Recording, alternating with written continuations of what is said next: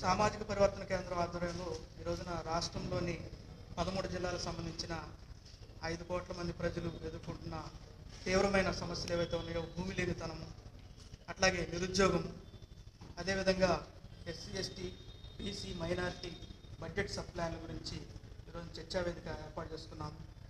2011 జనాభా గణన లెక్కల ప్రకారం ఆంధ్రప్రదేశ్లో ఉన్న 5 కోట్ల మంది జనాభాలో సగం మంది 2.5 కోట్ల మంది రోజువారీ కూలీలుగా రెక్కాడితే దొక్కాడిని నిరుపేద కూలీలుగా ఉంటున్నారని చెప్పేసి ఆ 2011 జనాభా లెక్కల సర్వే చెప్తా ఉంది.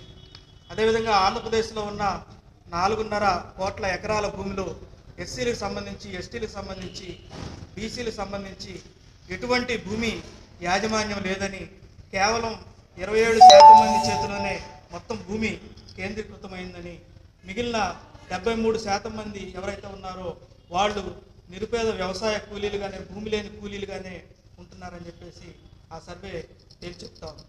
అదేవిధంగా ఆంధ్రప్రదేశ్లో ఈ రోజున చదువుకున్న వాళ్ళు ఎవరైతే ఉన్నారో వాళ్ళు దాదాపుగా 25 లక్షల మంది యువత, అంటే ఆంధ్రప్రదేశ్ జనాభాలో 27% మంది యువత ఉందని చెప్తా ఉన్నారు.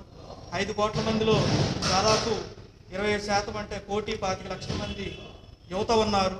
ఈ 1,25,00,000 మంది యువతకు సంబంధించిన వాళ్ళకి భవిష్యత్తుకు సంబంధించిన వారి ఉద్యోగానికి సంబంధించిన ఒక పక్కా ప్లానింగ్ అనేది లేకపోవటం వలన ఈ రోజున నిరుద్యోగ వ్యవస్థ కూడా ఆంధ్రప్రదేశ్లో చాలా తీవ్రంగా ఉంది.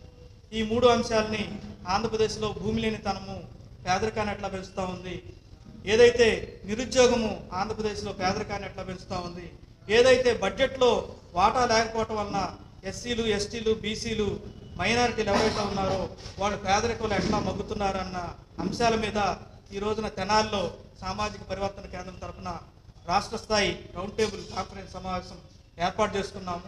ఈ సమావేశానికి రాయలసీమ ప్రాంతం నుంచి, ఉత్తరాంధ్ర ప్రాంతం నుంచి, అదేవిధంగా కోస్తా ప్రాంతం నుంచి ప్రతినిధులు వచ్చి ఉన్నారు.